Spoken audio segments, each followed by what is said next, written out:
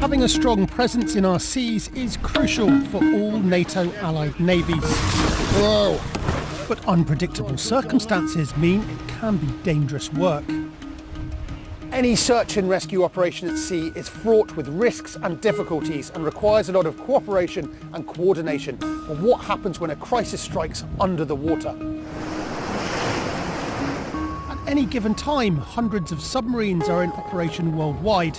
For NATO, they deter nuclear threats, gather intelligence, conduct anti-submarine warfare and support special operations, all while remaining stealthy and effective in different seas and oceans. But what if something goes wrong?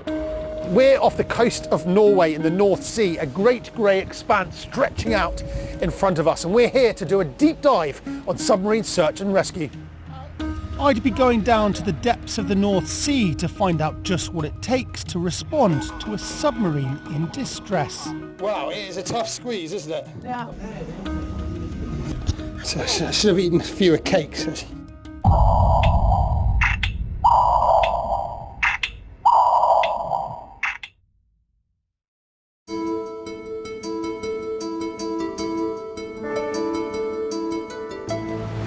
NATO conducts the world's largest submarine search and rescue exercise every 3 years, gathering sailors from various allied navies to practice one of the most technically challenging operations that can happen at sea. Normally a submarine, it's something you want to keep very classified. You don't share what you have, but regarding rescue you share everything with everyone. That's a part of this cooperation. Submarine crises are rare but often deadly, as seen with the Kursk, a Russian nuclear submarine that sank in 2000, killing all 118 on board. After the Kursk disaster, NATO allies and partners formed the International Submarine Escape and Rescue Liaison Office, or ISMERLO, a global coordination centre that monitors submarines and mobilises multinational rescue efforts.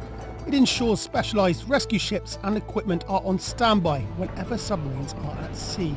If you go out in a car and there is a traffic accident, you want the ambulance to come and help you if something happens. It's the same thing with submarine rescue, because we've got people out there, our submariners. We have to take care of them.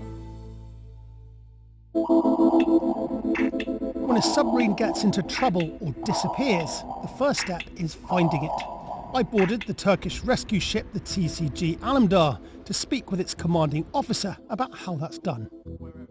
We can see the image of the missing submarine. The sonar beams strike to the submarine and comes back to our transmitter. We can provide the image of the submarine and we can decide is it stable or is it inclining, declining. We can see what kind of situation is the submarine also. Once a submarine is located, the next step is communication. That's where these guys come in.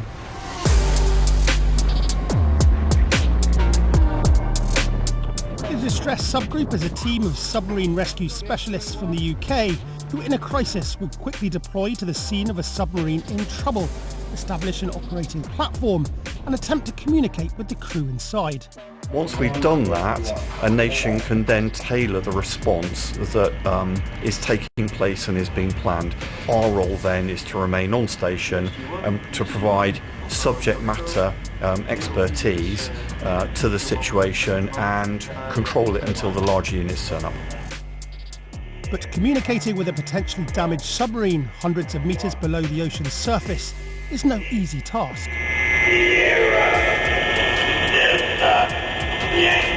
Right now, obviously, I'm hearing quite a strange sounding voice. So what is that and where's it coming from? What is happening at the moment is that we're hearing the underwater communications coming from the DISUB, and that distortion is because of the sound path coming through the water. It is the water causing that distortion. You will also hear some radio communications as well, and that's us talking to our ribs which are deployed on top of the DISUB site. Sierra, Delta, Yankee. International cooperation is crucial in submarine rescue. During the exercise, the Distress Subgroup operates from a Dutch support ship. In a real emergency, combining resources like this could be key to an effective response. What we've got here is British submariners from the distress subgroup responding to a submarine that is potentially in crisis from a Dutch ship. And that is a clear example of NATO allies working together in what could be a crisis scenario. Once a submarine is found and communication is established, the next step is getting the crew to safety. That could mean deploying a rescue submersible. So behind me here is a Swedish submarine rescue vehicle called the Earth, and we've been given unique access to go down 90 metres into the North Sea to go and try and find a stricken submarine which we'll then connect with and hopefully rescue some of the people on board. Quite a small space to get down here. It's a bit nerve-wracking though. Although this was an exercise and therefore a controlled environment, the Earth was operating under conditions identical to a real rescue mission. So we've just climbed down into the Earth. We're about to be winched out to sea. Really excited about it, but also kind of nervous. So we'll see how it goes. The Earth is capable of going down to depths of 460 metres and can rescue up to 35 people in each dive. What's happening now? Now we're lowering down the water. You see in the front as well. Now we're in. We've just seen the water slowly fill up over the front window, so we now know that we're in the North Sea and we're on our way down. In submarine rescue, securely connecting a rescue vehicle to a submarine's escape hatch is called mating. Our goal was to mate with a Swedish submarine, the Upland. Very briefly, stage by stage, go down. Localize, go down, on top mate. And then when the water is down, we're going to signal to the submarine that we have a good seal, we have drained down, and then we can open the hatches.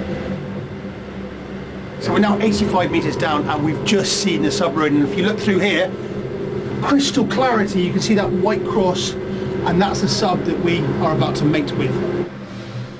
With the water drained and the vessel successfully mated, it was time for the moment of truth, opening the hatch.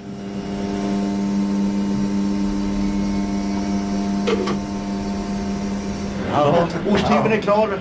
Osthyveln är klar, ja. Welcome to Sweden. With our submariners successfully rescued, we were invited down into the submarine to meet the commanding officer and see how they were communicating with the surface vessel. Welcome on board. Thank you very much. So right now we're with Leonard, who is the CEO of the Uplander. So Leonard, how does it feel knowing that you have this vast submarine rescue support ship and of course the SRV that can come down in case there's a crisis scenario? How does that make you feel as a submariner? It's really good because there's a good insurance to go out at sea. We never go out without submarine rescue available. We are really depending on the rescue operations. But they are working like a fire station, ready to get out. You hope you don't need them, but they are ready.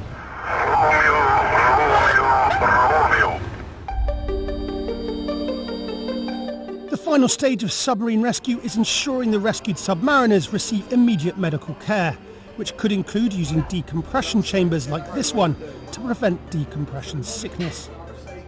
The way the system's set up now, we've mated the SRV to the system, which means we can now do transfers under pressure. Why is it so important that the rescuees end up in a decompression chamber before they go to the normal outside world? The bends, the decompression illness, so what we want to do is stop that. So we want to get them, if they've been at pressure for long, we can get them up at the same pressure, bring them in, and then the doctors can then put them onto a dive table to get them back to atmosphere at a safe condition. Rescued submariners, like anyone after a traumatic disaster, may need psychological support in addition to medical care. And when we talk about mental health issues, what kind of issues are we talking about? I actually would probably rephrase it from mental health issues to normal reactions to an abnormal situation. At the end of the day, what we're there to do is instill the continued sense of human resilience and confidence and capability that every person who is faced with a tragedy or disaster is likely to have inside of themselves. Submarines are a vital part of the NATO arsenal and crucial in keeping our populations safe. But just as crucial is protecting those who protect us. Submarine rescue is a daunting and difficult task that is thankfully rarely required. But if something does happen under the seas, allies have the resources, equipment and dedicated personnel to work together to respond to any crisis in the deep.